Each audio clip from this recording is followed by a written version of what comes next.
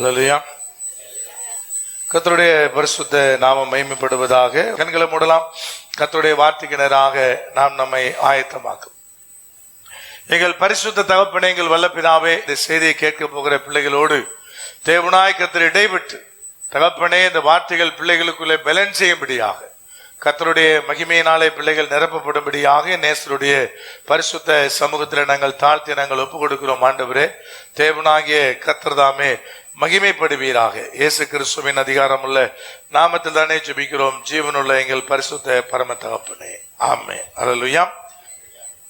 2 நாளாகமம் 20ஆம் அதிகாரத்திலிருந்து உங்களோடு கர்த்தருடைய வார்த்தைகளை பகிர்ந்து கொள்ளும்படியாக நான் வாஞ்சிக்கிறேன். ஆவியானுடைய நடத்தலின்படியாக 2 நாளாகமத்தின் புஸ்தகம் 20ஆம் அதிகாரத்தினுடைய 20ஆம் வசனத்தை வாசிக்கலாம். அவர்கள் அதிகாலமே எழுந்திருந்து தெக்கோவாவின் வனாந்தரத்துக்கு போக புறப்பட்டார்கள்.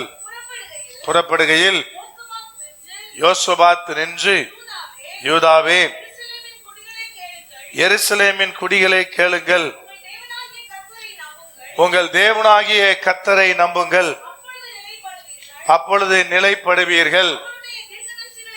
அவருடைய தீர்க்கதரிசிகளை நம்புங்கள், அப்பொழுது சித்தி பெறுவீர்கள் என்று சொல்லப்படுகிறதான வார்த்தை உங்களுக்கு நன்றாய் தெரியும். அதிகாலமே எழுந்து ஜனங்கள் புறப்பட்டார்கள். ஆண்டவராகிய கர்த்தருடைய ஆலோசனையின்படியாக, தேவனாய் கர்த்தர் அவர்களுக்கு என்ன சொன்னாரோ அதன்படியாக அவர்கள் புறப்பட்டார்கள். அதுக்கு முன்னாடி உங்களுக்கு நன்றாகவே தெரியும் தேவனாய் கர்த்தர் என்ன சொன்னார், எப்படி அவர்களை கடந்து போக சொன்னார், அதெல்லாம் உங்களுக்கு நன்றாகவே தெரியும். அந்த பகுதி என்பது நமக்கு தெளிவாக அவைகளை உணர்த்துகிறது. 15, 16 வசனங்களை வாசிக்கலாம். சகல யூதா கோத்திரத்தாரே, எருசலேமின் குடிகளே, ராஜாவாகிய யோசபாத்தை கேளுங்கள். தேவன் தன்னுடைய தாசன் மூலமாக ராஜாவோடு, அந்த ஜனங்களோடு, சகல பட்டணத்தாரோடு தேவன் பேசுகிற வார்த்தைகள் இடம்பெறுகிறது. கேளுங்கள். நீங்கள் அந்த ஏராளமான கூட்டத்திற்கு பயப்படாமலும் கலங்காமலும் இருங்கள் என்று கர்த்தர் உங்களுக்கு சொல்லுகிறார். இந்த யுத்தம் உங்களுடையதல்ல, தேவனுடையது. நாளைக்கு நீங்கள் அவர்களுக்கு விரோதமாய் போங்கள். இதோ அவர்கள் சிஸ் என்னும் மேற்று வழியாய் வருகிறார்கள். நீங்கள் அவர்களை எருவேல் வனாந்தரத்துக்கு எதிரான பள்ளத்தாக்கின் கடையாந்தரத்திலே கண்டு சந்திப்பீர்கள் என்று சொல்லப்படுகிற தேவனுடைய வார்த்தை. இதற்கு அப்படியே கீழ்ப்படிந்து அவர்கள் புறப்பட்டார். அவர்களுக்கு முன்பாக ஏராளமான ஒரு பெரிய திரள் கூட்டம் என்பது யுத்தத்திற்கு ஆயத்தமாக இருந்தது. ஏராளமான நாடுகள் ஒன்று சேர்ந்திருந்தது.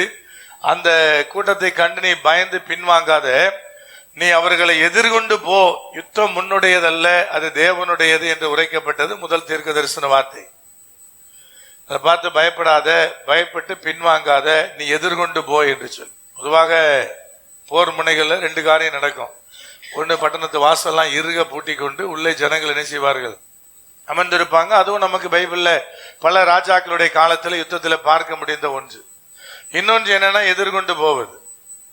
ஐயா, எனக்கு விரோதமாய் கூட்டம் கூடி எழும்புகிறார்கள் சொன்ன உடனே எதிர்த்து புறப்படுவது.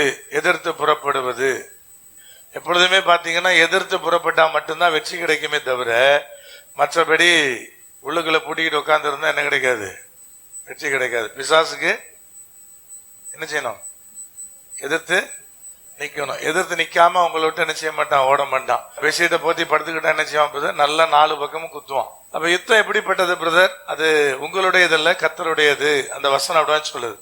அந்த வார்த்தைகளை நம்பி புறப்பட்டார்கள். 2வது, அந்த வார்த்தைகளை அப்படியே நம்பினபடினாலே அதே கர்த்தர் சொன்ன வழிநடத்தல்படியாக அவர்கள் புறப்பட்டார்கள். கர்த்தர் திட்டம் வகுத்து கொடுத்தார், இன்னைக்கெல்லாம் போக வேண்டாம், நாளைக்கு என்ன செய், புறப்படு. நாளைக்கு நீ புறப்பட்டனா அவர்களை எந்த இடத்துல எதிர்கொள்ளுவ என்பதெல்லாம் கர்த்தருடைய திட்டமா இருந்தது. எந்த வனாந்தரத்துல, எந்த வனாந்தரத்தினுடைய கடைசியில நீ அவர்களை என்ன செய்வீர்கள், சந்திப்பீர்கள். இதெல்லாமே தேவனுடைய திட்டமிடுதலா இருந்தது. அதன்படி சரியாகத்தான் புறப்பட்டார்கள். அதன்படி சரியாக புறப்பட்டார்கள். ஒரு இடத்துல கூட அவர்களுக்கு தொய்வே கிடையாது. அது சொல்லும் போது ஆண்டவர் சொல்றார், ஏராளமான ஒரு பெரிய திரள் கூட்டம் இருக்கிறது, நீ என்ன செய்யாத, நீ கலங்காது என்று பேசுகிற வார்த்தைகள் அங்கே எழுதப்பட்டிருக்கிறது. இதுல பாத்தீங்கன்னா முதல் வசனத்துல, அந்த 20ஆம் அதிகாரத்தினுடைய முதல் வசனத்துல அந்த கூட்டம் எப்படியாய் கடந்து வந்தது என்று எழுதப்பட்டிருக்கிறது. வாசிக்கலாமே. இதற்கு பின்பு மோவா புத்திரரும் அம்மோன் புத்திரரும் அவர்களோட அம்மோனியருக்கு அப்புறத்தில் உள்ள மனுஷரும் கூட யோசபாத்திற்கு விரோதமாய் யுத்தம் பண்ண வந்தார்கள். அதுல மோவாபியர் வந்தாங்க, அம்மோன் புத்தர் வந்தாங்க, அதற்கு அப்புறத்தில் இருக்கிற பட்டணத்தார் வந்தாங்கன்னு சொன்ன ஒரு அர்த்தம். அந்த மனுஷரும் கூட வந்தார்கள் அப்படின்னு போட்டிருக்கு. அந்த மனுஷரும் கூட வந்தார்கள் அப்படின்னு என்ன அர்த்தம்? இப்ப இவன் கூட எனக்கு விரோதமா ஆராயா அப்படின்னு என்ன அர்த்தம்? அவனுக்கு நமக்கு ஆல்ரெடி என்ன இல்லை? பகை இல்லை, ஆல்ரெடி நட்பா இருக்கிறான், அல்லது ஆல்ரெடி என்கிட்ட பல உதவிகளை பெற்றிருக்கிறவனா இருக்கிறான். அப்படின்னா மட்டும்தான் என்ன சொல்ல கேட்டா இவன் கூட அப்படி சொல்லுவோம் இல்லையா? அப்படிதான் இங்க வசனம் சொல்லுது. என்னன்னு கேட்டீங்கன்னா, அம்மோன் புத்திர மோவாபியர் ஆல்ரெடி கர்த்தருடைய பகைஞர்கள். அவர்கள் கர்த்தராகிய தேவனாலே சபிக்கப்பட்ட சந்ததி, தேவனுக்கு விரோதமான சந்ததி. அதுக்கு எப்போதும் அதோடு கூட என்ன உண்டு? இஸ்ரவேல் ஜனங்களுக்கு பகை உண்டு, யுத்தம் உண்டு. ஆனா பாருங்க, அதெல்லாம் கடந்து எங்கேயோ இருக்கிற 4 பேர் சேர்ந்து வரான். அதனால தான் ஆண்டு சொல்றாரு, இந்த மனுஷர் கூட நினைச்சாங்க எழுப்பி வருகிறார்கள், இவர்கள் கூட எழுப்பி வருகிறார்கள். அப்படின்னா இந்த யோசபாத்துக்கு விரோதமா வந்த ஜனங்கள்லாம் யாரு பிரதர்? எதிரிகள் மாத்திரம் இல்ல, அவனோடு நட்பா இருந்தவர்கள், அவனிடத்துல நன்மையை அனுபவிச்சவர்கள். அப்படி கூட வச்சுக்கலாம். என்னடா இவன் கூட எழுப்பிட்டானையா விரோதமா என்பது போல ஒரு பெரிய கூட்டம் எழும்புகிறது. அந்த கூட்டத்துக்கு நடுவே நடக்கிற யுத்தத்துலதான் தேவனாய் கர்த்தர் ஐடியா கொடுக்கிறார். இப்படி செய், இப்படி செய், இப்படி செய், நீ நாளைக்கு புறப்பட்டு செல்லு என்றெல்லாம் சொல்லி அந்த வார்த்தைகளுக்கு அப்படியே கீழ்ப்படிந்து செல்லும் போது 2ஆம் விசை தேவனாய் கர்த்தருடைய வார்த்தை உண்டாகி அந்த ஜனங்களோடு பேசுகிறார். இப்ப முதல் முறை பேசுவது தேவனுடைய தீர்க்கதரிசி பேசுகிறார். 2ஆம் விசை பேசும்போது யார் பேசுறார்? யோசபாத்து பேசுறார். இப்ப ராஜா பேசுகிறார். அப்ப எந்த அளவுக்கு தேவனுடைய வார்த்தை சரியானபடி யோசபாத் ராஜாவினுடைய உள்ளுக்குள்ளே சென்றிருந்துச்சுன்னா, அது உள்ளுக்குள்ளே கிரியை செஞ்சிருந்தா அவர் பேசுவார் பாருங்க. அவர் 2ஆம் விசை பேசுகிற காரியம் என்னன்னு கேட்டீங்கன்னா, உங்கள் தேவனாகிய கர்த்தரை நம்புங்கள், அப்பொழுது நிலைப்படுவீர்கள். கர்த்தரை நம்பு, கர்த்தரை நம்பு, அப்பொழுது என்ன செய்வீர்கள்? நிலைப்படுவீர்கள். தேவனை நம்புகிற பிள்ளைகள் ஒரு நாள் அசைக்கப்படுவதில்லை. தேவனுடைய நம்புகிற பிள்ளைகளுக்கு அடைக்கலம் உண்டு. தேவனை நம்புகிற பிள்ளைகள் ஒரு நாள் வெக்கப்பட்டு நினைச்சதே இல்லை, போனதே கிடையாது, போறதும் கிடையாது, போனதும் இல்லை, போகிறதும் கிடையாது. அப்ப எவ்வளவு பெரிய யுத்தம் வந்தாலும் சரி, பிசாசு உங்களோட ஒரு பெரிய யுத்தத்தை நடத்தி கொண்டிருந்தாலும் சரி, பிசாசு என்ன செய்வான் பிரதர்? ஒண்ணு நேரடியா வந்து நம்மளோட யுத்தத்தை நடத்த முடியலன்னா யாரையாவது 4 பேர் என்ன செய்வான்? விரோதமா எழுப்பி விடுவான். அவர்கள் நம்மோடு கூட யுத்தம் பண்ணுவார்கள். அவர்களுக்குள்ளே அவன் சென்று அவர்களை தன்னுடைய பாண்டமாக மாற்றி என்ன செய்வான்?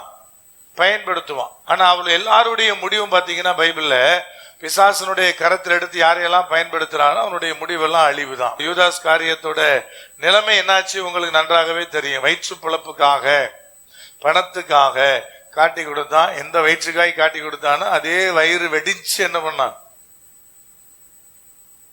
தூக்கு போட்டு தானே செத்தான். அப்புறம் எப்படி பிரதர் வயிறு வெடிச்சதுன்னு நினைக்கிறீங்களா? பைபிள் வசனம் இருக்கா இல்லையா? வயிறு வெடிச்சு செத்தான்,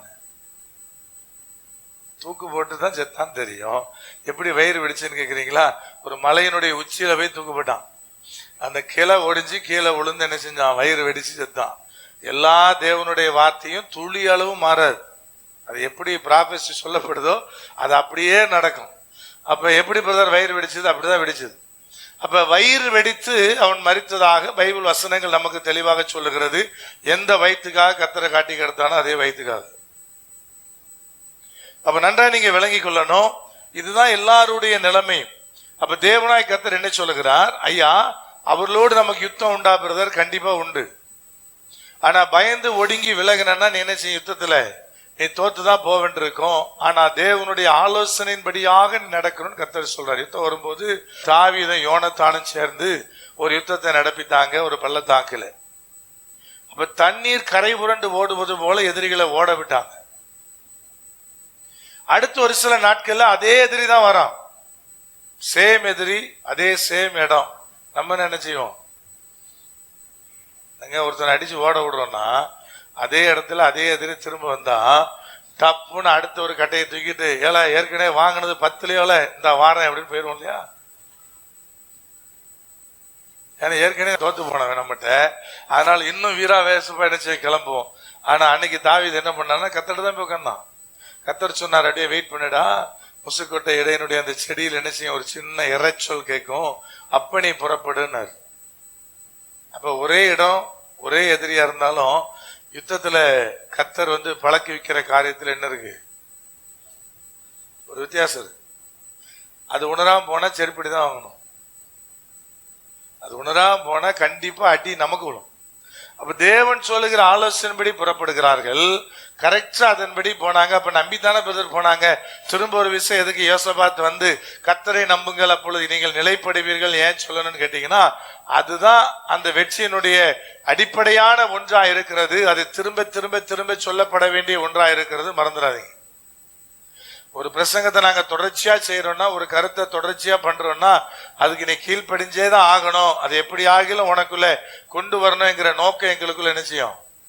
அது இருக்கும். ஆவியானுடைய நடத்தல் படி அதை அழுத்தி அடிக்கடி அதை சொல்லிக்கிட்டே இருக்கிறோம்னா என்ன அர்த்தம்னா, அது நீ அறிந்து கொள்ள வேண்டிய ஒன்று, அது நீ புரிந்து கொள்ள வேண்டிய ஒன்று, அது நீ ஏற்றுக்கொள்ள வேண்டிய மிக மிக மிக முக்கியமானது அப்படி அர்த்தம். அப்ப ரெண்டாம் விஷயம் சொல்லுகிறார், கர்த்தரை நம்பித்தானே போனாங்க. அப்புறம் எதுக்கு ரெண்டாம் மடி நம்பு நம்பு நம்புன்னு சொல்லணும் இல்லையா? இந்த காலத்து யங்ஸ்டர் பாத்தீங்கன்னா, ஒரு காரியத்தை ரெண்டாவது டைம் சொன்னீங்கன்னா என்ன ஆயிடுவாங்க? அதை ஏற்கனவே சொல்லியாச்சு, அப்புறம் என்ன மறுபடியும் அதே சொல்லுவீங்களா அப்படிம்பாங்க இல்லையா? உங்க வீட்டு பிள்ளைலாம் சொன்னது இல்லையா? அதான் ஏற்கனவே சொல்லியாச்சு, திரும்ப திரும்ப அதை ஏன் சொல்ற அப்படி கேட்பாங்க இல்லையா? திரும்ப திரும்ப சொல்லப்படுதுன்னா அது ரொம்ப ரொம்ப முக்கியமானதுன்னு அர்த்தம். அதுக்கு ஏன் ரெண்டாவது தடவை சொல்றேன்னு என்ன செய்யக்கூடாது?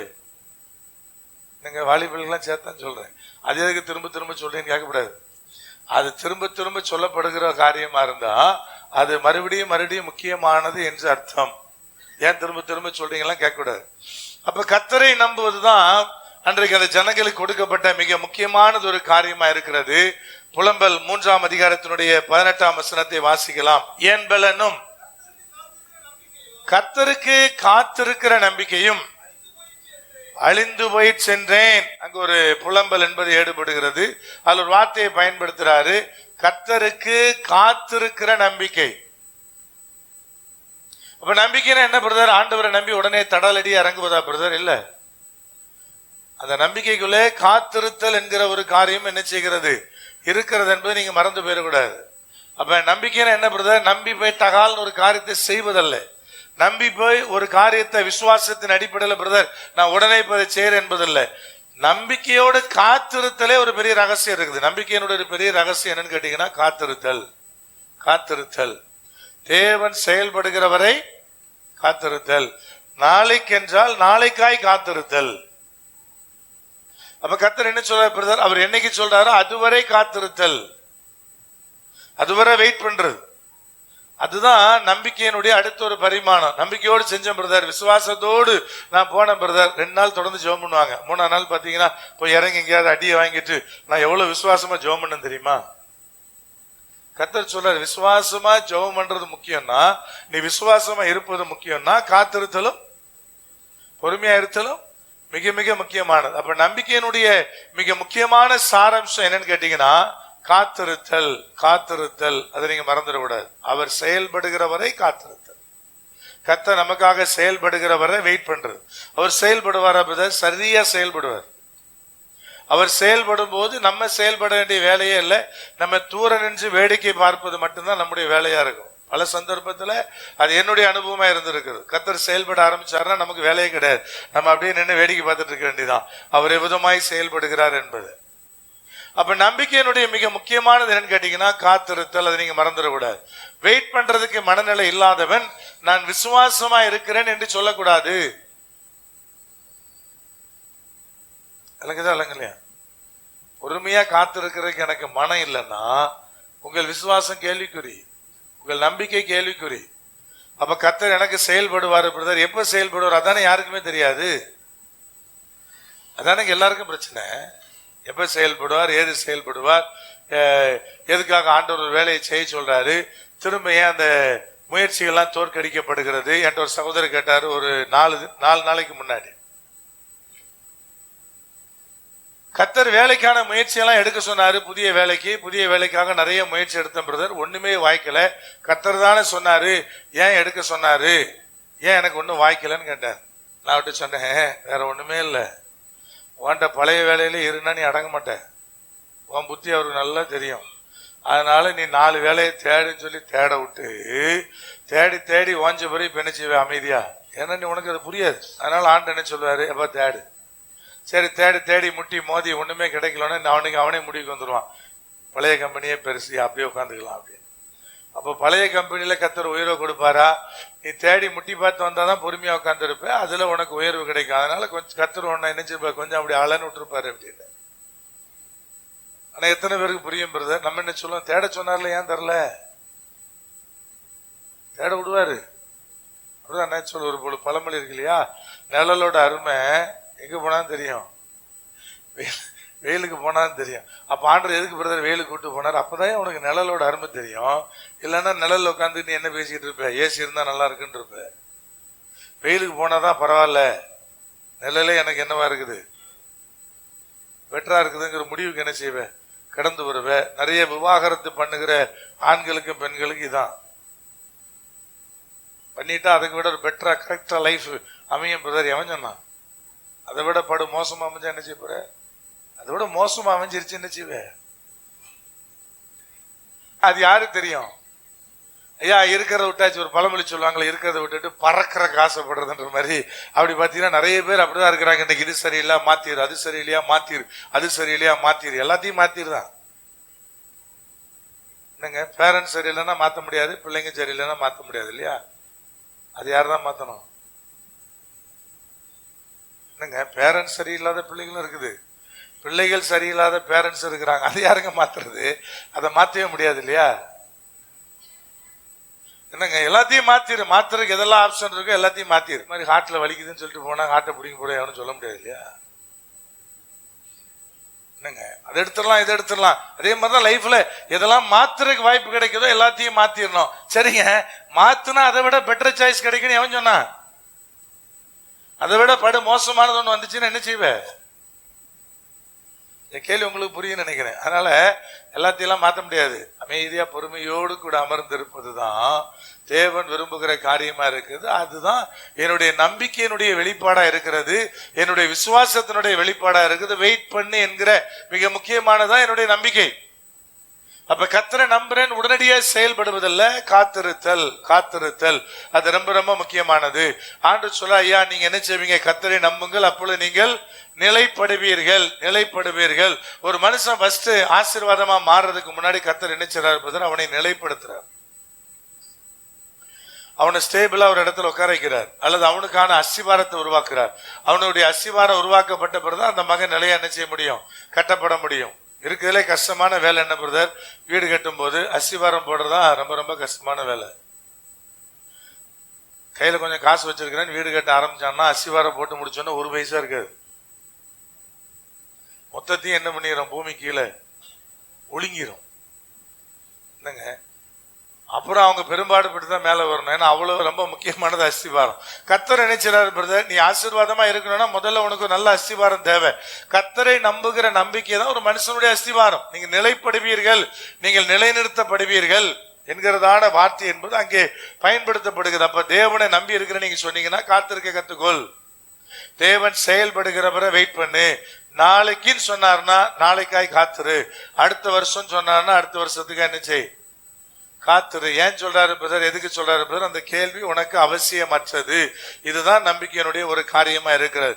சகரியா 9ஆம் அதிகாரத்தினுடைய 12ஆம் வசனம், நம்பிக்கையுடைய சிறைகளே அரணுக்கு திரும்புங்கள், இரட்டிப்பான நன்மையை தருவேன், இன்றைக்கே தருவேன். இங்க ஆண்டவராய் கர்த்தர் அருமையான வார்த்தையை சொல்ற. இந்த வசனம் எல்லாருக்கும் மனப்படமா தெரியும். ஏன்னா இரட்டிப்பான நன்மையை ஆண்டு சொன்னதுனால அது எல்லாருக்குமே கண்டிப்பா மனப்படமா தெரியும். அந்த இரட்டிப்பான நன்மையை தேவன் வாக்கு பண்றதுக்கு முன்னாடி சொன்னாரு, நம்பிக்கையுடைய சிறைகளே.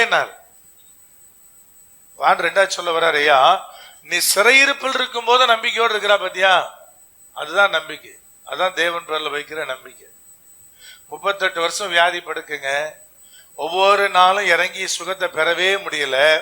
ஆனாலும் 38 வருஷமா அந்த குளத்தை விட்டு கடந்து போகவே இல்லை, அங்கேயே உட்கார்ந்து. ஒவ்வொரு முறை கலக்கப்படும் போதும் உள்ள இறங்குறதுக்கு எடுக்கிற முயற்சி என்ன செய்யப்படவே இல்லை, அது மாறவே இல்லை, முயற்சித்து கொண்டே இருந்தான்.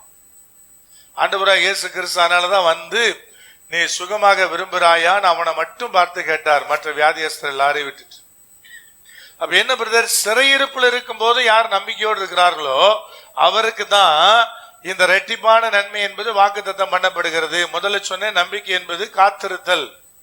இரண்டாவது நான் சொல்றேன் சிறையிருப்பிலும் நம்பிக்கையா இருத்தல். அது ரொம்ப ரொம்ப முக்கியமான நம்பிக்கையுடைய சிறைகளே, அதுதான் மிக மிக முக்கியமான ஒன்றாய் வேத வசனம் சொல்லுது. அப்போ அந்த நம்பிக்கை குறையவே இல்லை. 38 வருஷ வியாதி படுக்கையில் இருந்த மனுஷனுக்கு நம்ம ஒரு காரியத்துக்காக எவ்வளவு நாள் ஜெபிக்கிறோம் யோசிச்சு பாருங்க. ஒரு சில நாட்கள், ஒரு சில மாதங்கள் அல்லது ஒரு சில வருஷங்கள் ஜெபித்து முடிச்சுட்டு நடக்கவே இல்லை, தூக்கி தூர போட்டு ஆண்டவரே செஞ்சாலும் சரி செய்யாம போனாலும் சரி அப்படிதான் முடிவுக்கு வரும். 38 வருஷம் வியாதிங்க படுக்கங்க. ஆனா படுத்த படுக்க எப்படி முயற்சி தானே தெரியாது, உருண்டுட்டு போனானோ பிறண்டுட்டு போனானோ தெரியாது. ஆனா உள்ள இறங்க எடுக்கிற முயற்சியும் குறையல, காத்திருக்கிற காத்திருப்பும் குறையல. அதுதான் அந்த சிறையிருப்பின் நடுவில் நம்பிக்கையா இருக்கு. ஒரு நாள் திடீர்னு அற்புதம் நடந்தது. ஆண்டவராகிய இயேசு கிறிஸ்து அந்த குளத்துக்குள்ள இறக்கி அந்த 38 வருட வியாதியஸ்தனுக்கு சுகம் கொடுக்காம தன் வார்த்தைகளை கொண்டு சுகம் கொடுத்தார். அது அதை விட ரொம்ப முக்கியமானது.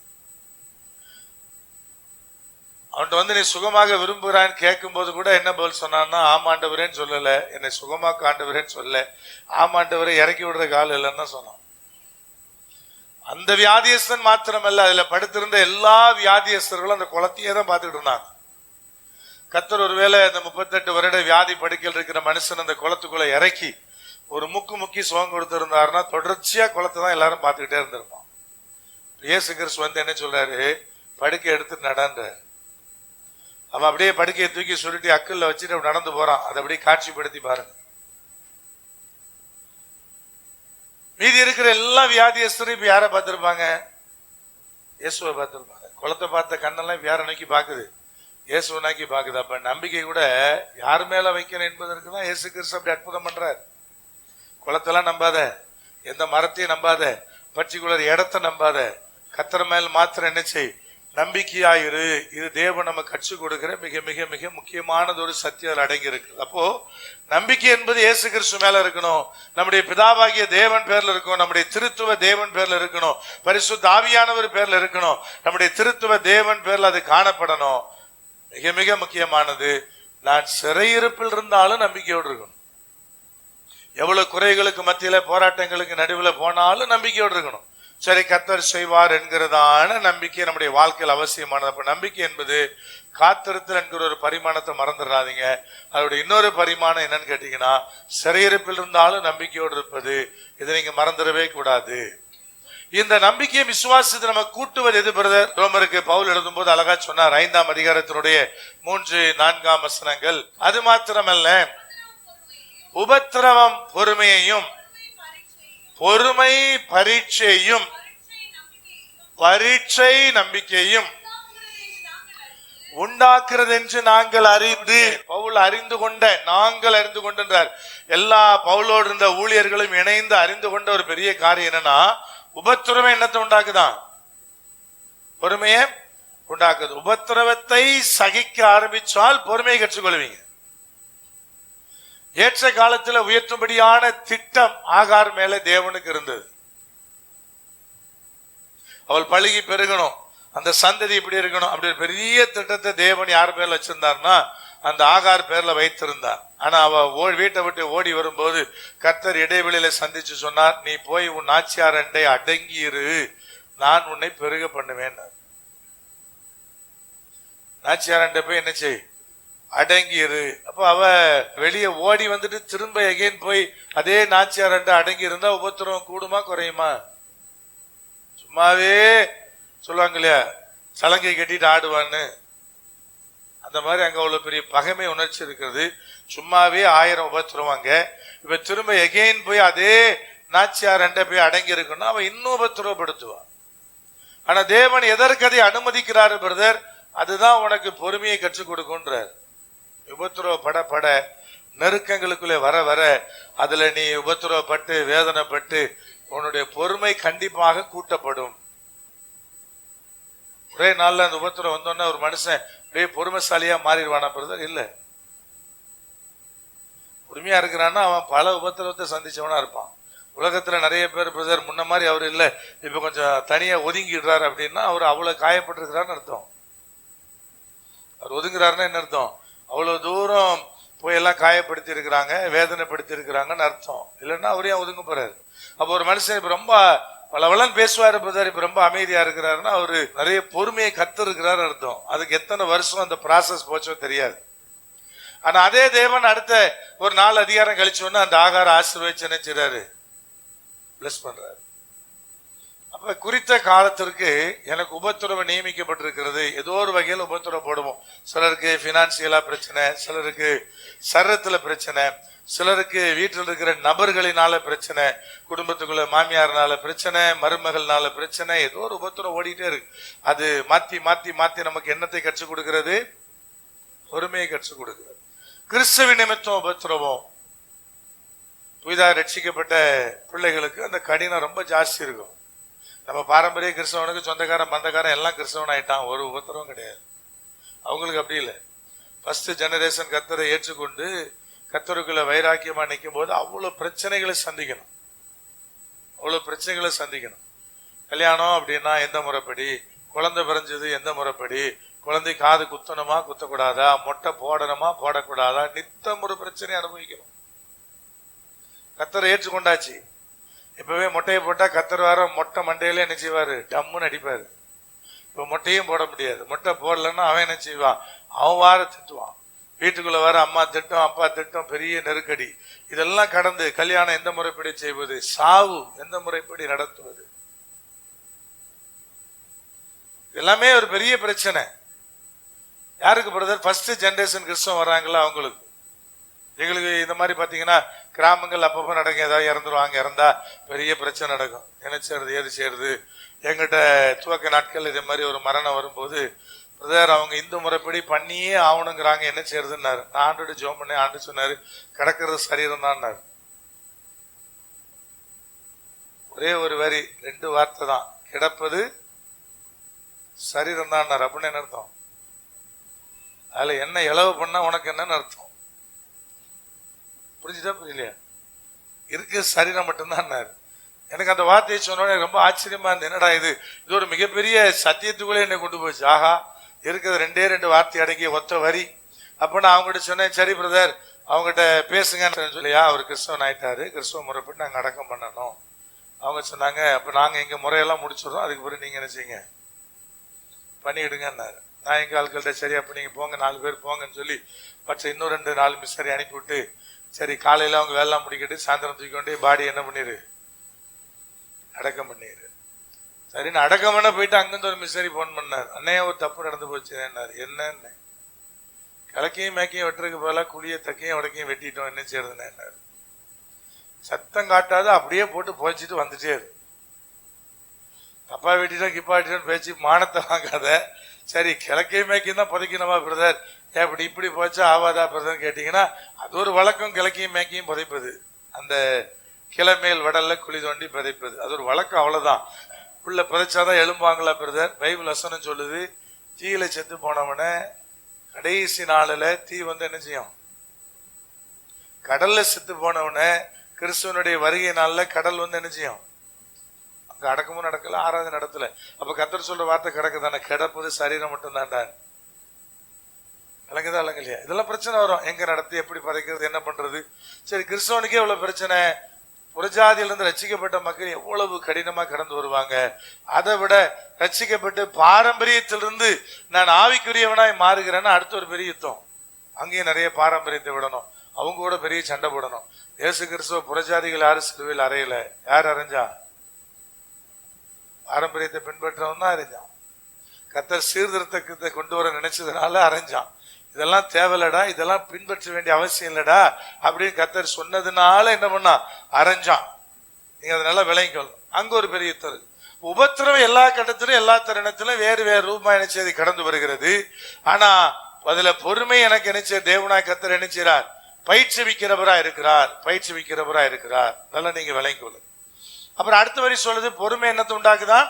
பரீட்சை உண்டாக்குது. ஒரு எக்ஸாமினேஷனுக்குள்ள என்ன செய்கிறது? கொண்டு வருகிறது.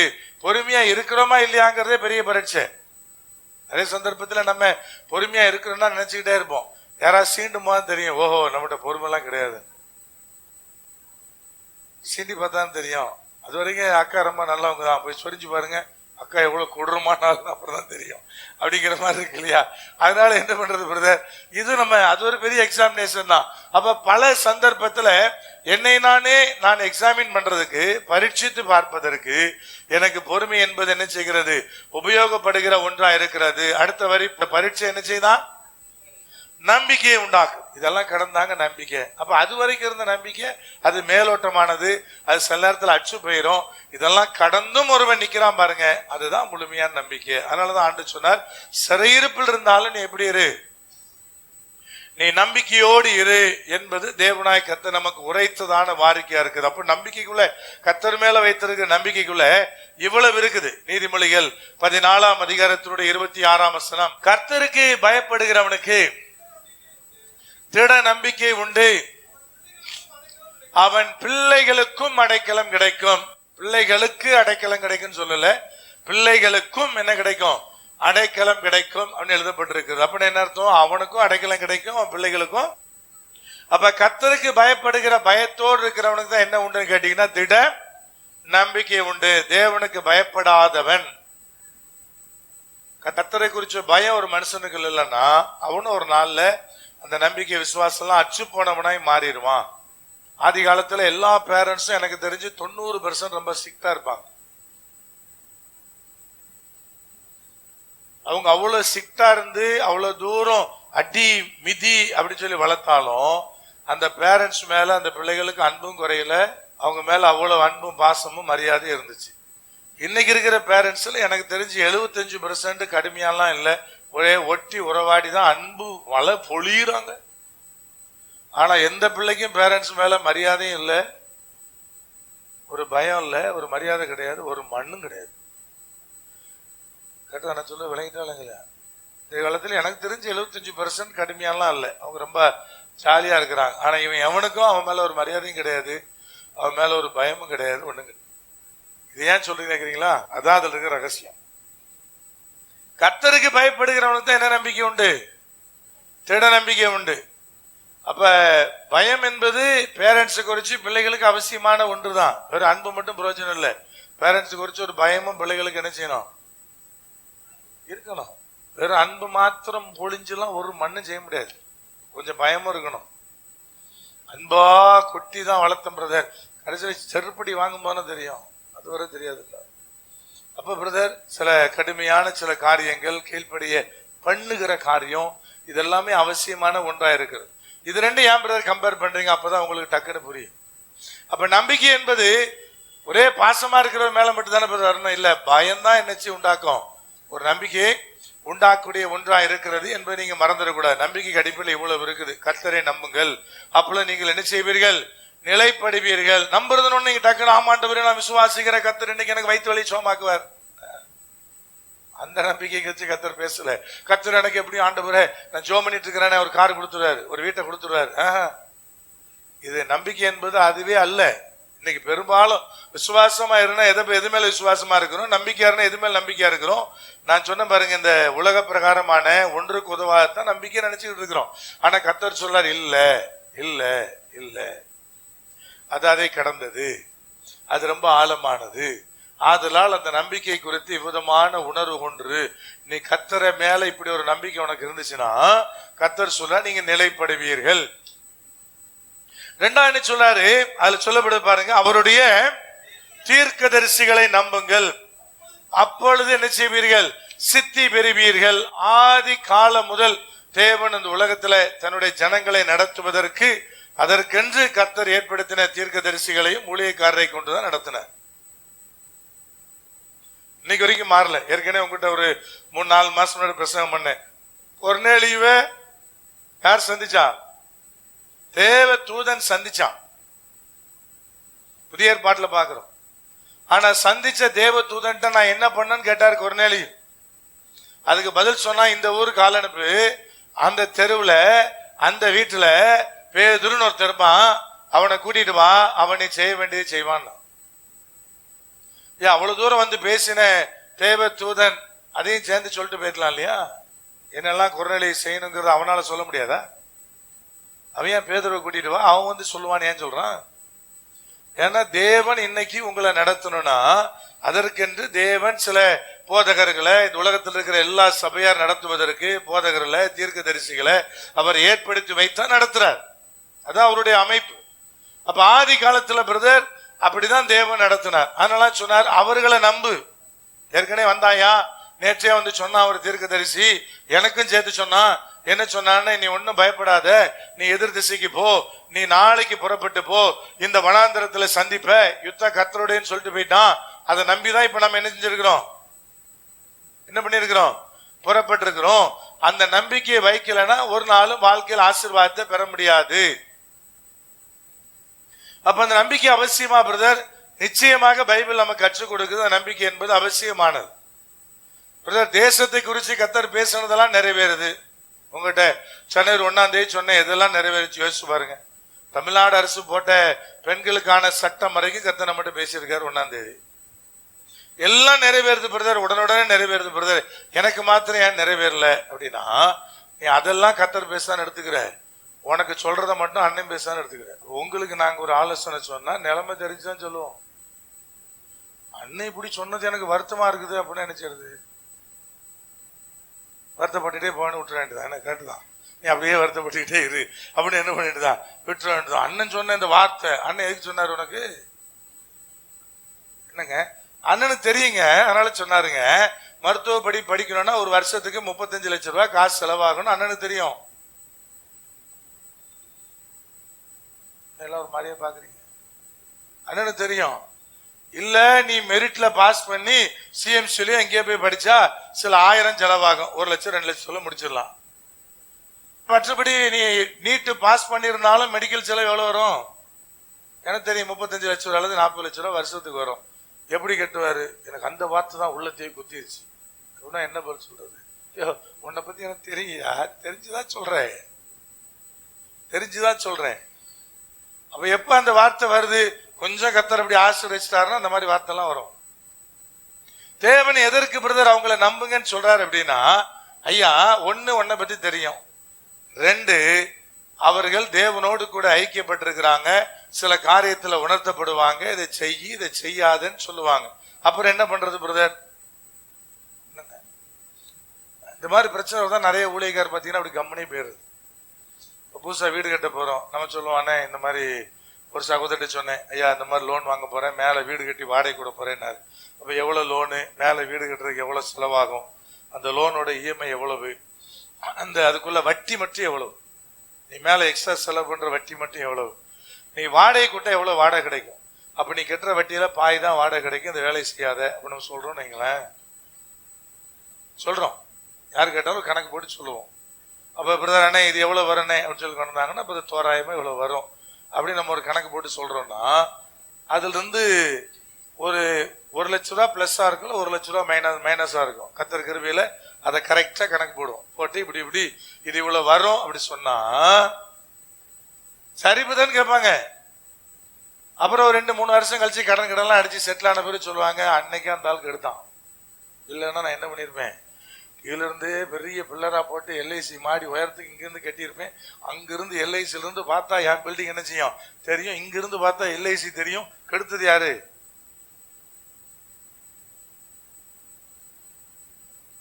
இல்ல ஒரு மாதிரியே பாக்கலன்னுங்க, நீங்க பேசுறதான் சொல்லிட்டு இருக்கிறேன், அண்ணன் தான் கெடுத்து விட்டாருங்க. அதனால அண்ணன் சொன்னது கீழ்ப்படிஞ்சனாலதான் இப்ப அந்த வீடு இருக்குது, இல்லைன்னா அந்த வீடே அப்ப வித்து இருக்கும்னு புரியாது. விளங்குதா இல்லையா? என்னங்க, பிள்ளைங்க எல்லாம் வளர்ந்து பெருசாச்சுன்னா, பிள்ளைங்க வளர்ந்து பெருசாச்சுன்னா பிள்ளை கட்டுவான். அன்னைக்கு வந்து சொல்லுவான், நீ வீடாயே கட்டி வச்சிருக்கீரு, எத்தனை பிள்ளை கேட்குது அப்பா பார்த்து, இதெல்லாம் வீடா, இது வீடா அப்படின்னு கேட்பான்ல. சரி நீ கட்டுறாங்கணும், அப்பதானே அவனுக்கு தெரியும், சரிடா கட்டுறா, நீ கட்டுறா, நீ எவ்வளவு பெருசா கிழிக்கிறேன்னு பாப்போம், போய் இடத்த வாங்கி போய் கட்டு அப்படின்னு சொல்லி என்ன செய்யணும், நீ கட்டிட்டு போ அப்படின்னு சொல்லி விட்டுட்டா நிம்மதியா இருக்கலாம். இல்லன்னா பிரதர் இல்ல பெரிய சிரமம். அப்ப எதுக்கு பிரதர் கத்திரைகளை வச்சிருக்கிறாரு? ஆலோசனை சொல்றதுக்குதான். நான் எப்பவும் சொல்லுவேன் உங்ககிட்ட, ஐயா இந்த தீர்க்க தரிசனம் வரோன்னு ஒண்ணு இல்லைன்னு வைங்களேன், எல்லாருக்கும் ஜோம் பண்ணி ஆசிரியச்சு அனுப்பிட்டே இருக்கலாம். இந்த வரோன்னு ஒண்ணு இருக்கிறதுனால நீங்க வந்து ஒன்ன சொன்னா கர்த்தர் ஒன்ன சொல்றாரு, நான் என்ன பதில் சொல்றது? அப்ப நம்ம ஒரு ஆலோசனை கொடுக்க வேண்டிய நிர்பந்தம் என்ன பண்ணிடுது, வந்துடுது. நீங்க ஒண்ணு சொல்றீங்க, நான் ஜெபம் பண்ண ஆரம்பிக்கிறேன், ஆண்டு வேற ஒண்ணு சொல்றாரு. சொன்னா சரி ரைட்டுங்க, இது இப்படித்தான் நடக்கும்னு கர்த்தர் சொல்ல வேண்டிய நிலைமை வந்துருது. அதனால பெரும் பிரச்சனை. இங்க அழகாய் தெளிவா யோசபாத்து சொல்ல, நம்பு முதல்ல. இந்த பிரசங்கத்தை வேற யாராவது பண்ணியிருந்தா உங்களுக்கு இன்னும் கொஞ்சம் எஃபெக்டா இருக்குன்னு நினைக்கிறேன். நான் பண்றதுன்னா ஒரு அண்ணே இதை அவரை வச்சு சொல்றாரோ அப்படின்னு உங்களுக்கு என்ன செய்யலாம். வேற யாராவது ஒரு ஊழியக்காரர் வந்து இந்த பிரசங்கத்தை பண்ண உங்களுக்கு இன்னும் கொஞ்சம் எஃபெக்டா இருக்கும். இப்ப நான் பேசுறேன் என்ன ஆகும்னா, அண்ணன் அவரை வச்சு எது சொல்றாரோ அப்படின்னு உங்களுக்கு தோணும். அப்ப ஆண்டு சொல்ல முதல்ல நம்புனா நீ எனக்கு என்ன உண்டாகும், அப்பொழுது நீங்க என்ன பெறுவீர்கள், சித்தி பெறுவீர்கள் என்கிற வார்த்தையை தேவனாய கர்த்தர் பயன்படுத்துகிறார். நல்லா கவனிங்க. நம்பணும் பிரதர். ஃபர்ஸ்ட் யாரை நம்பணும் பிரதர்? தீர்க்கதரிசியை நம்பணும். மற்றவங்க நம்பினா பிரதர், மற்றவங்க நம்பினா பெரும் பிரச்சனை வரும். இப்ப தீர்க்கதரிசிகளை நம்புங்கன்னா நீங்க போய் தீர்க்கதரிசிகள் நம்பி ஏமாற்றப்படுவது லிஸ்ட்ல கொண்டு முடியாது. பொய் தீர்க்கதரிசி இருக்கிறாங்களா பிரதர்? இருக்கிறாங்கன்னு பைபிள் சொல்லுது. கள்ள தீர்க்கதரிசியும் இருக்கிறான், கள்ள போதவரும் இருக்கிறான்னு பைபிள் சொல்லுது. அப்ப இவங்களை எப்படி அடையாளம் காண்பது பிரதர்? நீ சரியான பார்வையில பார்த்துட்டு நம்புன்னு அர்த்தம். நீ எட உடம்பு யாரையா நம்புன செருப்படி வாங்கணும், நீங்க தான் அடையாளம் பார்க்கணும். அப்ப கள்ள போதகரிலே கள்ள தீர்க்கதரிசி எப்படி பிரதர் நான் கண்டுபிடிப்பது, சரியான ஆளை எப்படி கண்டுபிடிப்பது? ஒரு 3-4 வசனங்களை உங்களுக்கு காண்பித்து நான் முடிக்க விரும்புகிறேன். எபிரேயர் புஸ்தகம் 13ஆம் அதிகாரம் 17ஆம் வசனத்தை வாசிக்கலாம். முதலாவது, உங்களை நடத்துகிறவர்கள் உங்கள் ஆத்துமாக்களுக்காக உத்தரவாதம் பண்ணுகிறவர்களாய் விழித்திருக்கிறபடியால் அவர்கள் துக்கத்தோட அல்ல சந்தோஷத்தோட அதை செய்யும்படி அவர்களுக்கு கீழ்ப்படிந்து அடங்குங்கள். ஆண்டவரே கர்த்தர் அழகா சொல்றார், ஐயா நீ உன்னை நடத்துகிறவர்களுக்கு கீழ்ப்படிந்து அடங்கணும். 2 வார்த்தை பயன்படுத்துறார், கீழ்ப்படி அடங்கு. ஆனா ஒரு காரியத்தை அவர் அடையாளப்படுத்துகிறாரு, உன்னுடைய ஆத்துமாக்காக அவர்கள் என்ன செய்கிறார்கள், உத்தரவாதம் பண்ணுகிறவர்களாக விழித்திருக்கிறார்கள். காரியத்தை சொன்னோம் அப்படின்னா அவங்க தொடர்ச்சியாய் ஜெபிக்கிறார்களா என்பது ரொம்ப ரொம்ப முக்கியமானது. உங்களுடைய ஆத்துமா ரொம்ப முக்கியமானது என்பதை பாரப்படுகிறாள் என்பது ரொம்ப ரொம்ப முக்கியமானது. உங்கள் ஆத்துமாக்களுக்கு முக்கியமானது என்ன பிரதர்? கர்த்தருக்கு கீழ்ப்படிந்து பாவமற்ற வாழ்க்கை வாழுகிறதா உங்கள் ஆத்துமாவுக்கு உத்தரவாகும். அப்ப நீங்க பாவம் பண்ணும் போது எவனெல்லாம் உன்னை கடிந்து கொள்ளுகிறானோ அவன் தான் உன்னை நடத்துவதற்கு சரியானவன்.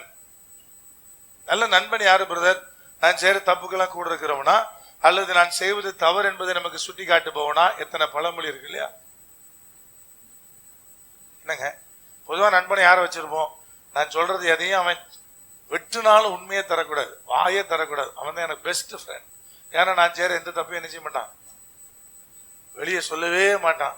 அப்படின்னு நம்ம நம்பிட்டு இருக்க வேண்டியதான். பின்னாடி எவ்வளவு வேலை பார்ப்பான்னு. அப்படி திக்கஸ்ட் நண்பரை வச்சிருக்கிற எல்லாருக்கும் தான் தெரியும், வச்சிருந்த எனக்கும் தெரியும். அப்ப நல்லா விளங்கிக்கொள்ளுங்க. இப்ப என்ன சொல்றாரு, உன் ஆத்துமாக்களுக்கு உத்தரவாதம் பண்ணும்படி விழித்திருக்கிற ஒரு கூட்டம். ஐயா நாடு, அதை குறித்து கவனம், அதை குறித்து ஒரு காரியம். அப்ப நம்ம பார்த்துக்கிட்டே இருக்கிறோம் இல்லையா, விழிப்பா இருக்கிறோம் இல்லையா, வீணா போயிடக்கூடாதுங்கிற விழிப்பு. சகோதரர் ஒரு வார்த்தையை சொன்னார். என்ன சொன்னார்னா, என் தம்பிகிட்ட பேசிக்கிட்டே இருந்தேன் பிரதர், நாங்க எங்க சர்ச்சில் ஒரு கோஷ்டினாரு அப்படின்னாரு. அப்படிங்கிற அவங்க தம்பி எங்க சிஎஸ்ஐக்கா போறாருன்னா, இல்ல இந்த பர்டிகுலர் ஆவிக்குரிய சபைக்கு போறாருன்னு ஒரு சபை பேரை சொன்னார். அங்கெங்கேயா கோஷ்டி அப்படின்னு.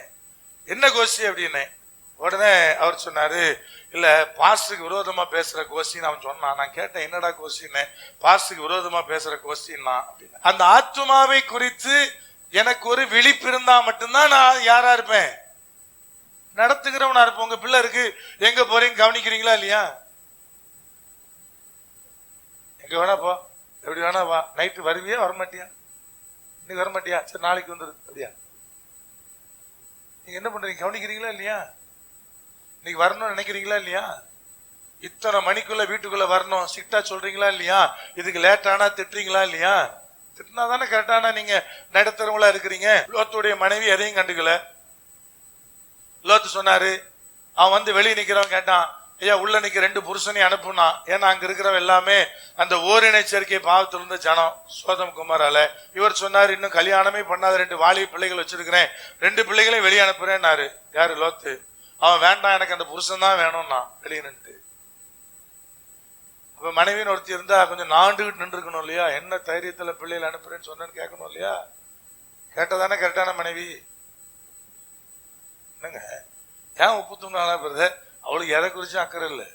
கேட்கணுமே, பிள்ளை எங்க போச்சு, எப்போ வந்துச்சு, ஸ்கூல் இவ்வளவு நேரத்துல முடிஞ்சுது, இவ்வளவு நேரத்துல வந்து சேரணுமே, ஏன் இன்னைக்கு 1/2 hour டிலே ஆச்சு, இந்த 20 minutes எங்க நின்னுச்சு, கண்காணிக்கிறவன் தானே சரியான பெற்றோரு. அதே மாதிரிதான் ஒரு ஆவிக்குரிய தகப்பனம் தான் நான் கண்காணிப்போம், பார்ப்போம். 2-3 வாரமா லேட்டா வருது, லேட்டா ஏன் வருது, இது ஏன் ஒரு 3 வாரமா வரல, நம்ம கண்காணிச்சே இருப்போம். அப்புறம் அண்ணே வயிற்று வலிக்குன்னு போன் பண்ணி சொல்லுவோம், 3 வாரம் வரல, கண்டிப்பா வயிற்று வலிக்கும் அப்படின்னு அங்க சொல்லுவோம். ஒருத்தர் உள்ளே என்ன ஆக்குறாரு, அப்ப பிரதர் வயிற்று வலிக்குதுன்னா, ஆமாயா நீ 3 வாரம் வரல, உனக்கு வயிற்று வலிக்கதான் செய்யும் அப்படின்னு சொல்லுவோம். அப்ப எதுக்கு பிரதர், அந்த விழிப்பு எங்களுக்குள்ள இல்லைன்னா நாங்க எப்படி ஏனோ தானெல்லாம் மேய்க்க முடியாது. அந்த விழிப்பு இருக்கிறதுனால எங்களுக்கு பிளஸ்ஸா பிரதர் கிடையவே கிடையாது, எங்களுக்கு மைனஸ் தான். மக்கள் என்ன விரும்புறாங்க, என்ன நீ எந்த கேள்வியும் கேட்க கூடாது, நான் வருவேன் போவேன், அப்படி இருக்கிறதா எனக்கு நல்லது. அதனாலதான் நான் பெரிய சர்ச்சுக்கு போறேன், அங்க பாஸ்டர் யாருன்னு எனக்கு தெரியும், ஆனா பாஸ்டருக்கு நான் யாருன்னே தெரியாது. அப்படிதான் பெரிய கூட்டம் போகுது இல்லையா. அப்படி இருக்கிறனால எங்களுக்கு என்ன லாபம் பிரதர், எங்களுக்கு நஷ்டம் தான். வீணான பகை, வீணான வெறுப்பு, அண்ணன் திட்டினார் பேனார் பேச்சு. ஆனாலும் நாங்கள் விழித்திருப்பதுதான் தேவன் எங்களுக்கு கொடுத்துக்கிற பொறுப்பு. அதை வச்சுதான் நீ அடையாளம் பார்க்கணும். அப்படிப்பட்டவர்களுக்கு தான் நீ அடங்கி என்ன செய்யணும், கீழ்ப்படியணும். அவர்கள் விழிப்புள்ளவர்களா இருக்கிறார்கள். எதற்கு, உன் ஆத்மாவுக்கு உத்தரவாதம் பண்ணுவதற்கு. அப்படின்னு என்ன அர்த்தம் பிரதர், உன் ஆத்மா குறிச்சு கர்த்தர் என்கிட்ட கேள்வி கேட்பார், நான் பதில் கொடுக்கணும். இந்த ஆட்டை கொடுத்தனே அதை சரியானபடி மேய்ச்சியா, அந்த ஆத்மாவுக்கு நீ தான் பதில் சொல்லுன்னு சொல்லுவாரு. அதே மாதிரிதான் உங்களுடைய தேவைகளை குறிச்சு என்கிட்ட சொன்னாலும் நான் பாரப்படுவதற்கு உடனடியாக அதுல எப்படி ஹெல்ப் பண்ணலான்னு இறங்குறதுக்கு காரணம் அதுதான். அது பசியோடு இருந்துச்சே சோறு போட்டியான்னு கேட்பாரு. ஆத்மாவுக்கு தேவையான சோத்தையும் நான் போடணும், வயிற்றுக்கு தேவையான சோத்தையும் நினைச்சணும், நான் ஓரளவு முடிஞ்சதை நான் செய்யணும். அதுதான் எங்களுக்கு தேவன் கொடுத்திருக்கிற அழைப்பு. கேட்பாரு, நான் உன்னை கொடுத்தனே நீ அதுக்கு என்ன செஞ்சேன்னு கேட்பாரு. அப்ப அந்த உத்தரவாதம் யாரு பிரதர், நாங்க தான் உத்தரவாதம். உங்க ஆத்துமாக்களுக்கு நாங்கள் தான் உத்தரவாதிகள். நாங்க யாரு கணக்கு கொடுக்க வேண்டியிருக்கு, கர்த்தர் கணக்கு கொடுக்க வேண்டியிருக்குது. அப்ப அதுல விழித்திருக்கிறவனா இருக்கிறவன் தான் சரியானபடி உங்களை நடத்துகிறவன். அடையாளம் கண்டுபிடிச்சுக்கின்றார், உன்னை கண்டு காணாம போகிறவன் அல்ல. நீங்க ஒரு தவறான காரியத்துக்கு வந்து அண்ணே ஜெபம் பண்ணுங்கன்னு சொன்னா வந்து ஜெபம் பண்றவனா இருக்க முடியாது. புதுசா பார் திறந்திருக்கிறானே வந்து ஒரு ஜெபம் பண்ணிட்டு போயிருங்கன்னா நான் எப்படி ஜெபம் பண்ண முடியும்? நீங்க புரிஞ்சுக்கிறக்கா சொல்றேன், நான் எப்படி ஜெபம் பண்ண முடியும்? அண்ணே ஒரு பொண்ணை லவ் பண்றேனே, அவ புறஜாதி பெண்ணே வந்து ஒரு ஜெபம் பண்ணிருங்கண்ணே, நான் எப்படி பண்ண முடியும்? எனக்கு கல்யாணம் பண்ணி வச்சிருங்கண்ணே, நான் எப்படி பண்ண முடியும்? வசனத்துக்கு மாறாய் நடக்கிற எதையும் நாங்க அக்செப்ட் பண்ண முடியாது. ஏன்னா கர்த்தர் எங்ககிட்ட கேள்வி கேட்பார். நாங்க இப்படி இருந்தாலும் சரியானபடி கவனிக்கிறோம். என்ன கவனிக்கிறோம்? இவங்க ஊருக்கு கிளம்பி போனேன்னு சொன்னாங்களே, போய் சேர்ந்துட்டாங்களா? வர்றேன் நாங்களே வந்துட்டாங்களா? இந்த சிஸ்டர் உடம்பு சரியில்லைன்னு சொன்னாங்களே, அது சரியாயிடுச்சா? அதுல எல்லாம் கரெக்டா இருக்கும். இதை விளங்குல எங்களுக்கு உடம்பு சரியில்லைங்க, ஆனா எங்க உடம்புடைய பிரச்சனை யார்ட்டையும் சொல்லல.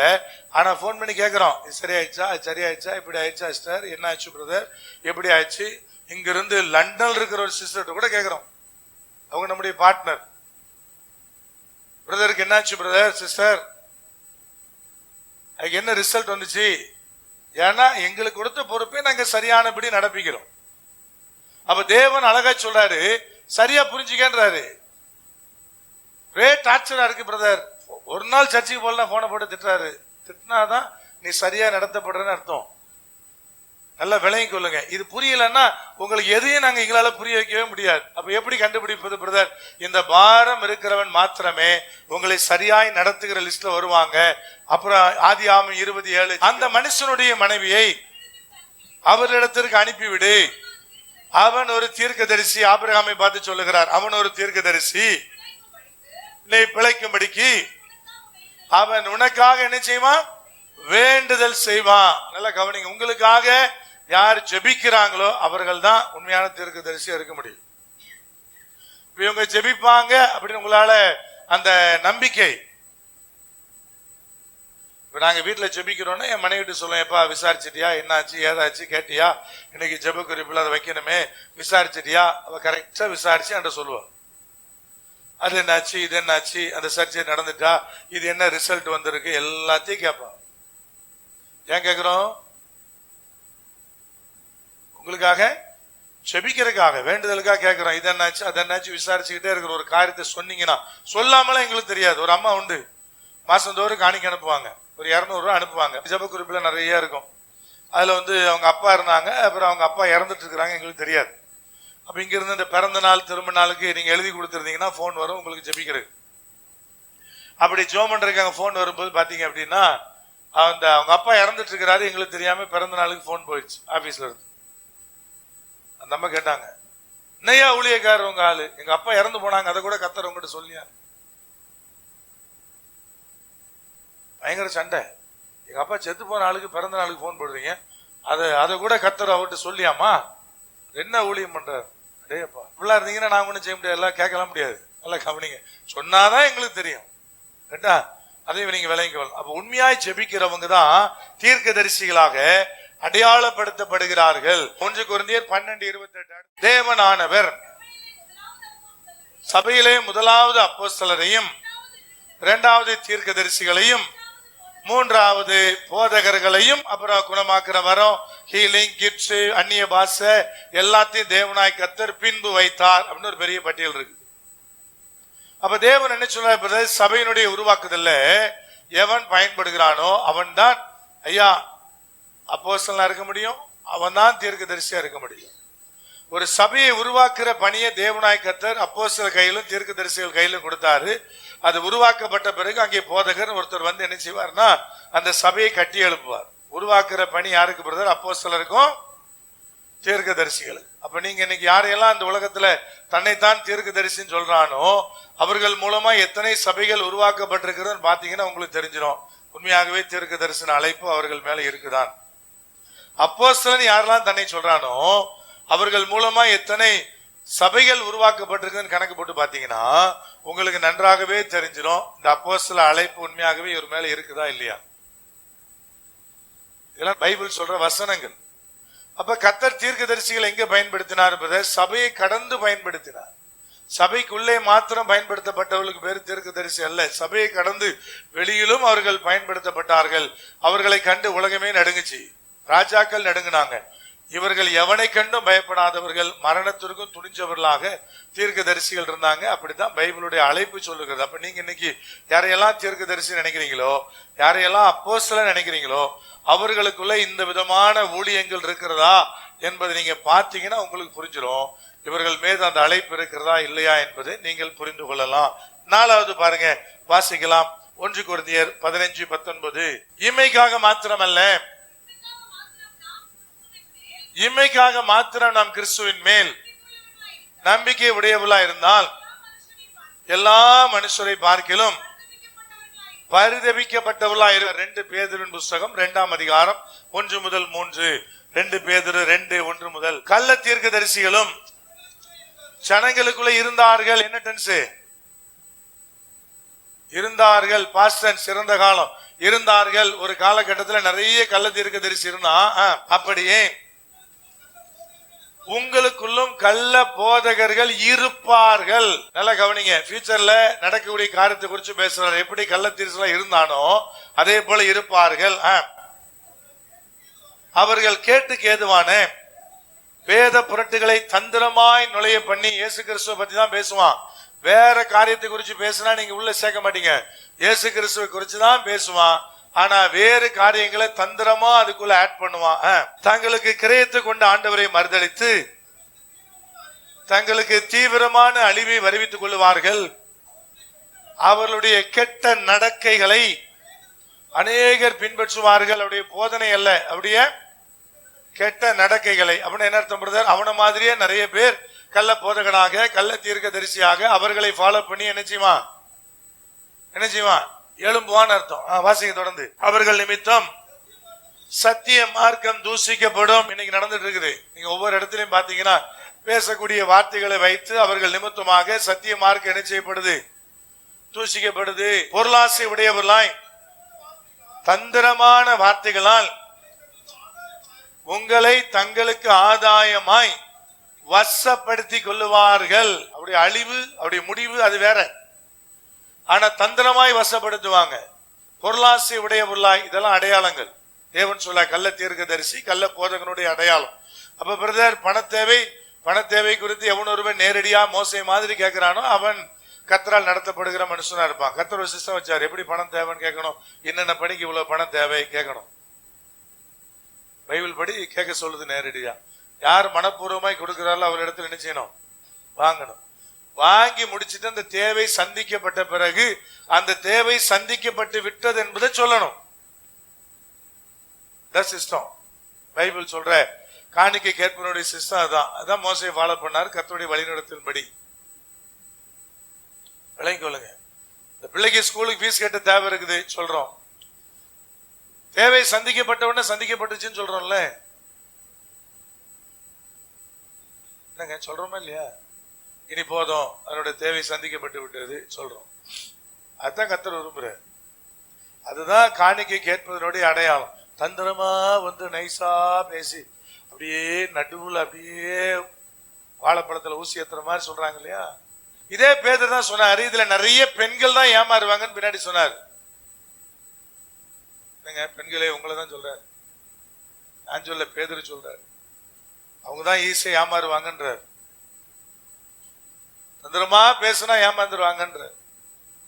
அப்ப கர்த்தர் என்ன சொல்ல வர்றாரு பிரதர்? ஐயா, இப்படியெல்லாம் பண்ற தங்கள் வயிற்றுக்காக, ஒருவேளை அவர்கள் தேவன் வயிறு, பிலிப்பியர் 3:19 வாசிக்கிறோம் இல்லையா?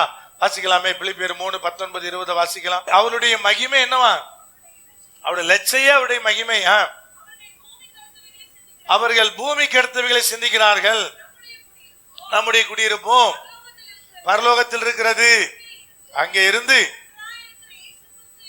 கர்த்தராய் இருக்கிற இயேசு கிறிஸ்து என்னும் இரட்சகர் வர எதிர்பார்த்து கொண்டிருக்கிறோம். அழகாய் தெளிவா வசனம் சொல்லுது. இம்மைக்குரியதை மாத்திரம் ஒருவேளை நடப்பிக்கிற ஒரு கூட்டமா இருந்துச்சுன்னா பைபிள் சொல்லுது, அவன் மூலமா உங்களுக்கு ஆவிக்குரிய ஒண்ணுமே கிடைக்கல, முழுக்க முழுக்க பூமிக்குரியது, பூமிக்குரிய ஆசீர்வாதம். கர்த்தர் எனக்கு உனக்கு கிட்னி கொடுத்தார், சட்னி கொடுத்தார், எல்லாம் அவர் தருவார். ஆனா அது மாத்திரம் அவருடைய வேலை இல்லை. இல்லைங்கதான் இல்லைங்களா?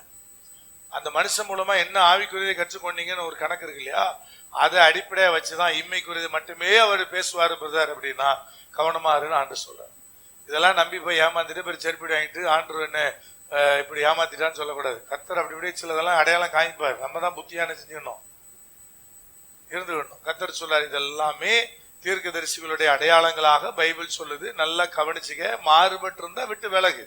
மாறுபட்டு இருந்தா என்ன செய்யணும் பிரதர்? பைபிள் வசனத்தின்படி விட்டு விலகணும். யாரா இருந்தாலும் பைபிள் போதனைக்கு நான் மாறுபட்டு இருக்கிறேன் நீ கண்டுபிடிச்சேன்னா என்னை விட்டு விலகணும். அவ்வளவுதான், சிம்பிள். அதுதான். நான் சொல்ற போதனைக்கும் நான் வாழ்ற வாழ்க்கைக்கு சம்பந்தம் இல்லைன்னா நீங்க என்னை விட்டு என்ன செய்யணும்? விலகணும். சம்பந்தம் இருக்கு, நான் கண்டுபிடிச்சா மட்டும் தான் கண்டினியூ பண்ணணும். அதான் பைபிள் நம்ம கற்றுக் கொடுக்கிற காரியமா இருக்கு. இப்ப வசனம் தெளிவாய் சொல்லுகிறது, இப்படிப்பட்ட காரியத்தெல்லாம் நீ மனசுல வச்சுக்க. போலிகளை பார்த்து போய் நம்பி போய் ஏமாந்துட்டு எப்படிங்க நம்புறது அப்படி கேட்காத. பைபிள் வசனம் சொல்லுது, அவருடைய தீர்க்கதரிசிகளை நம்புங்கள், அப்பொழுது சித்தி பெறுவீர்கள். அந்த யுத்தம் எப்படி நடந்துச்சுன்னு தெரியும், எவ்வளவு பெரிய காரியங்களை கர்த்தர் நடப்பித்தார் தெரியும், எப்படி வெற்றியை பெற்றாங்கன்ற உங்களுக்கு தெரியும். தேவனாய் கர்த்தர் சத்துருக்களோடு யுத்தத்தை நடத்தினார், சொன்னபடியே எதிரிகளை வெற்றுண்டு மடிய செய்தார். யுத்தம் உங்களுடையதெல்லாம் சொன்ன மாதிரியே இவங்க போய் வேடிக்கை தான் பார்த்தாங்க.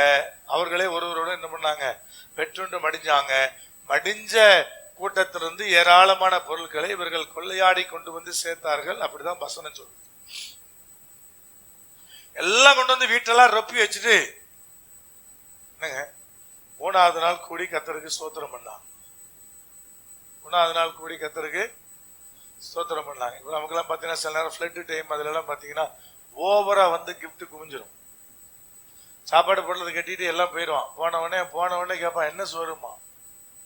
அதெல்லாம் அனுபவப்பட்டிருக்கிறேன். புளிச்சோறு அப்படின்னீங்கன்னா அப்படியே போயிருமா. பிரியாணி வருது எனக்கு பின்னாடி, உன் புளிச்சோறு வச்சு நான் என்ன செய்யன்னு கேட்பான். அந்த லெவலில் எங்க இருக்கும்? நாங்க எல்லா பொருளையும் கொண்டு வீட்டுக்குள்ள நிரப்பி வச்சுட்டு இவன் வெளியே படுத்து கிடப்பான். உள்ள படுக்கிற கூட அவனுக்கு இடம் இருக்காது. அவ்வளவு வந்து சேர்ந்துடும். அந்த சுனாமி டைம்ல அதுல எல்லாம் பாத்தீங்கன்னா அப்படிதான் குமிஞ்சுது எல்லா இடமும். எல்லாரும் முறையே பார்த்துட்டு இருக்கல என்னங்க, ஒரே குமிஞ்சு. நாங்கெல்லாம் நேரடியே பார்த்துருக்கிறோம். கிட்ட போனேன்னு என்ன பொருள் வந்து இப்படி வண்டிகள் எட்டி பார்ப்பான். எட்டி பார்த்துட்டு உள்ள அவனை செட் ஆகுதுன்னா போயிட்டே இருப்பான். அந்த லெவல்ல எல்லாம் கிஃப்ட் போச்சு, அப்படிலாம் போச்சு. ஆண்டு சொன்னா அப்படிதான் இவனும் வீடு ஃபுல்லா கொண்டு குமிச்சிருப்பான் நினைக்கிறேன். 3 நாளா கொள்ளையடிச்சிருக்கிறான். 4வது நாள்ல பெராக்காவில கூடி என்ன பண்ணாங்க? ஒருத்தருக்கு சோத்திரம் செலுத்தினாங்க. பைபிள் வசனம் சொல்லு. நன்றி உள்ளவங்களா இருந்தாங்க கடைசி வரைக்கும். ஏன்னா யுத்தம் யாருடையதுன்னு? கர்த்தருடையது. அவர் பார்த்துக்கிட்டார். அப்ப கர்த்தர் அழகா சொல்ல, அவரை நம்பு, அவருடைய ஊழியர்களை நம்பு. நம்புறதுக்கு முன்னாடி செலக்ட் பண்ணு, நம்பலாமா நம்ப வேண்டாமான்னு செலக்ட் பண்ணு. செலக்ட் பண்ணிட்டு நினைச்சு அதை நம்பு. நிச்சயமாக உங்க வாழ்க்கையில என்ன உண்டாகும்? சித்தி என்பது உண்டாகும். அதை நீங்க மறந்துடக்கூடாது. கண்களை மூடலாம், அப்படி இருக்கிற இடத்துல எழுந்திருக்கலாம். 2 வார்த்தைகளை உங்களோடு கூட அழுத்தமாய் ஆவியானவர் இன்னைக்கு உங்களோடு கூட பேசி இருக்கிறார். ஒன்று, கர்த்தரை நம்பு. 2வது, அவருடைய தீர்க்கதரிசிகளை நம்பு. நீ நிலைப்படுவ, சித்தி பெறுவ. தடுமாற்றம் இல்லாதபடி நிலைத்திருக்கவும், இழப்புகளை கடந்து ஜெயிக்கவும், சத்துருக்களை எதிர்கொண்டு வெல்லவும் தேவனாகிய கர்த்தர் இப்படிப்பட்ட காரியங்களை நமக்காக வைத்திருக்கிறார். உணர்ந்து தேவனுடைய சமூகத்தில் ஒப்பு கொடுப்பீங்களா? இந்த நம்பிக்கை எப்படி இருக்கணும் நம்ம தியானிச்சிருக்கிறோம். ஐயா, காத்திருத்தல் தான் நம்பிக்கையினுடைய ஒரு காரியம். நீ சிறையிருப்பில் இருந்தாலும் நம்பணும், எப்படிப்பட்ட சூழ்நிலை இருந்தாலும் நம்பணும். அந்த நம்பிக்கை தான் தேவனாய் கர்த்தர் உன்னை குறித்து விரும்புகிற ஒன்றாயிருக்கிறது. இன்னைக்கு அதெல்லாம் உணர்ந்து, ஐயா, குலத்தின் மேல் அல்ல நம்பிக்கை, என் தேவன் பேர் நம்பிக்கையுடையவர்களாக உங்களை அர்ப்பணம் பண்ணும் போது நீங்கள் நிலைப்படுவீர்கள், சித்தி பெறுவீர்கள். எங்கள் பரிசுத்த தகப்பனே, எங்கள் வல்லபிதாவே, இப்படி மாறாத கிருபைக்காக, இரக்கத்துக்காக நன்றி செலுத்துகிறோம். இன்றைக்கு அருமையான பிள்ளைகளோடு கர்த்தர் பேசி இருக்கிற வார்த்தைகளுக்காக நன்றி. எங்கள் தகப்பனே, நீர் பேசி இருக்கிற வார்த்தைகளுக்காக சோத்திரம். பிள்ளைகள் ஆண்டவரே உம்மை நம்பி ஜீவிக்க, தங்களுடைய வாழ்வில் இருக்கிற சத்துருக்களை எதிர்கொண்டு ஜெயிக்க நீர் அவளை வழி நடத்தும். ஆண்டவரே, பிசாசின் கிரியைகளுக்கு ஆத்துமாக்களை இடம் கொடுக்காதபடி தேவனாய் கர்த்தரை வேலியடைத்துக் கொள்ளும். ஆத்துமாக்களுக்கு உத்தரவாதம் தருகிறவர்களாய் பிள்ளைகள் அப்படிப்பட்ட நடத்தப்படுகிற அனுபவத்துக்குள்ளாக அடங்கி கீழ்ப்படிந்து நடக்க தேவனீர் பலன்தான். கர்த்தருடைய மகிமை, அந்த ஆசீர்வாதங்களை எங்கள் பிள்ளைகளுக்குள்ளே கொண்டு வரட்டும் நான் ஜெபிக்கிறேன். கர்த்தருடைய ஆவியானவர் செயல்படத்தக்கதாக ஒப்பு கொடுக்கிறோம். மனதார பிள்ளைகளை நாங்க பிளஸ் பண்ணி அனுப்புகிறோம்ப்பா. நிலைப்பட்டு ஆசீர்வதிக்கப்பட்டு சத்துருக்களை ஜெயித்து வெற்றியோடு வாழ கர்த்தர் பலன்தான். இயேசு கிறிஸ்துவின் அதிகாரமுள்ள நாமத்தில் தானே ஜெபிக்கிறோம். எங்கள் ஜீவனுள்ள பரிசுத்த பரம தகப்பனே, கர்த்தராகிய இயேசு கிறிஸ்துவினுடைய கிருபை, பிதாவாகிய தேவனுடைய அன்பு, பரிசுத்த ஆவியானுடைய ஐக்கியம் இப்பொழுது சதா காலம் அனைவரோடு கூட நித்தியமாய் நிலைத்திருக்கிறார்.